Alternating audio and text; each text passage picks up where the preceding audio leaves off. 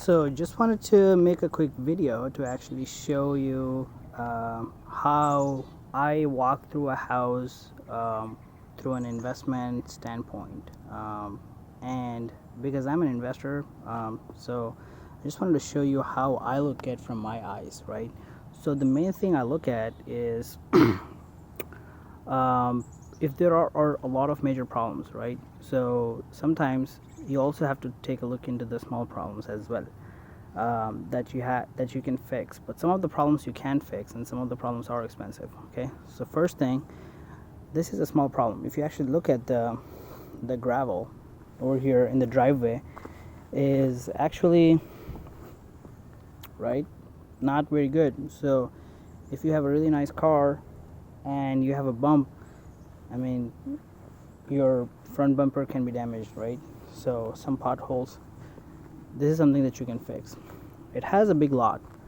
So one thing with the big lot is you have to maintain that, right? If you're good at maintaining, you can cut grass, then that's good.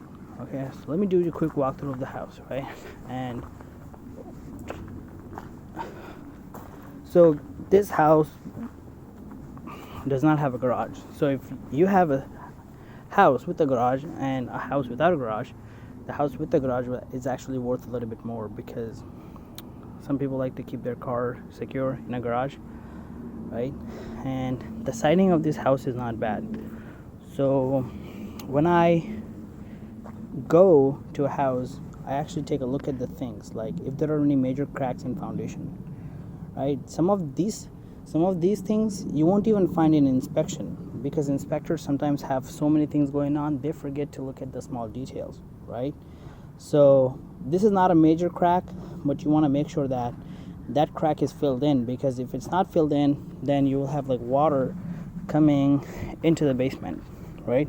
Eventually that crack will get bigger and bigger, right? I see another one over here. So when I buy houses, I look at these ones really careful. Okay, and the good thing about this house is that it has the gutters, right? So when the water falls from the roof, it actually goes into the gutter.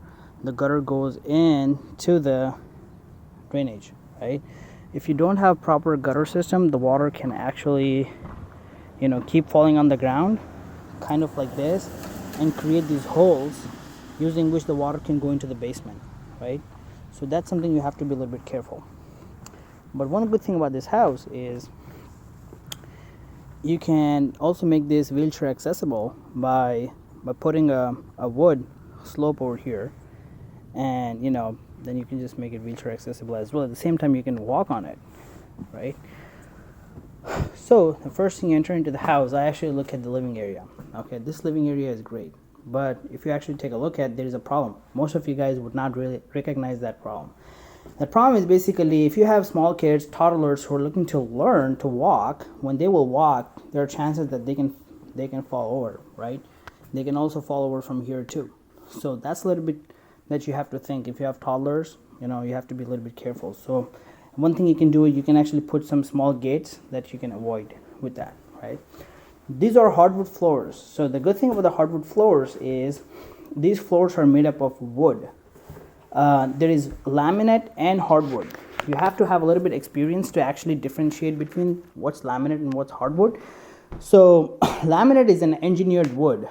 Sometimes laminate is also not waterproof. So if you actually if the water spills over and it stays there, the laminate can swell. So you have to replace the laminate. And once you damage the laminate, you can't fix it. But no matter how much you damage the hardwood floors, you can sand it and you can polish it, right? A few other things that I actually take a look at the kitchen is countertop, right? This is granite countertop. So if you have really hot pan that you can keep on it, nothing will happen to it. But if you have vinyl, then you keep a hot pan, it will melt. And the type of closets, the cabinets, right? So if you actually push the cabinet really hard, it shouldn't bounce back. It should just close. So for an example, this, I push it really hard, right?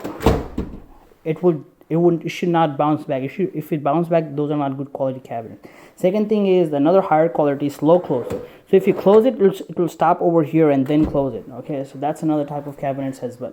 So appliances are new, which is pretty good. This type of range I like better because it's easy to clean. Like no matter how much you cook, you just clean it, they're all gone.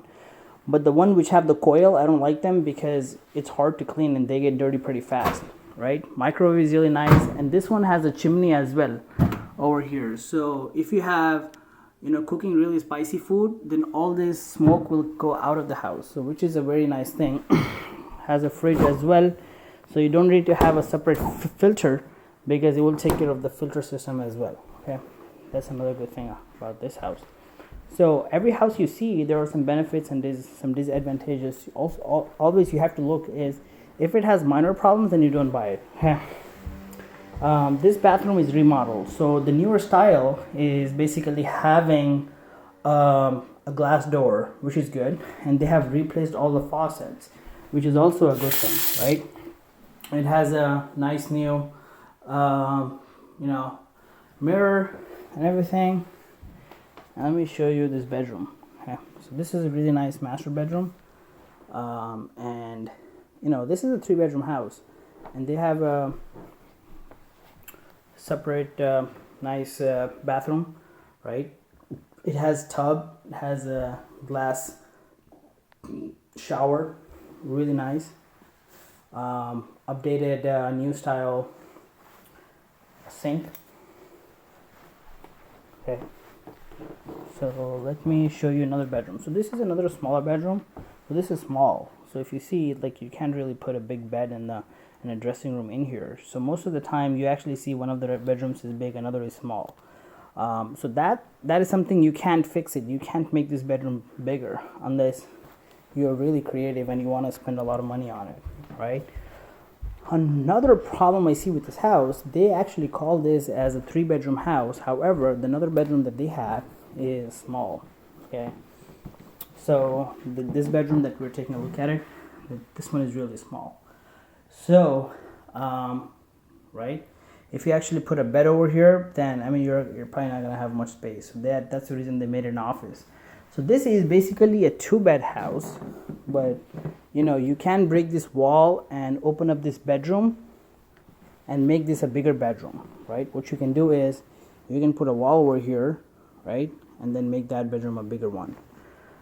That's one thing you can do because you don't need a big living area. You have a living area over here, also you have a living area over here, but opening up a bedroom is probably about $7,000 to $10,000 worth of work, right? Because you have to break the wall, put a new wall, do all the construction, new carpet, and it's going to take some time. So you have to look into it if you want to do that type of work or not. Sometimes people see nice things, they get excited and they buy a house. Later on they realize, wow, they can't fit a bed in a bedroom, right? Which is not good.